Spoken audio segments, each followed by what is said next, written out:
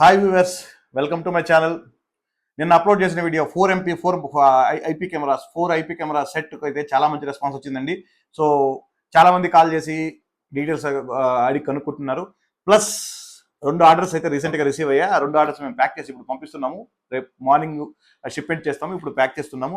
So pack చేసే ముందే video తీసి కస్టమర్కి అన్ని ఏమేమి ఐటమ్స్ పంపిస్తున్నాయి అన్ని కస్టమర్కి వీడియో పంపిస్తామండి.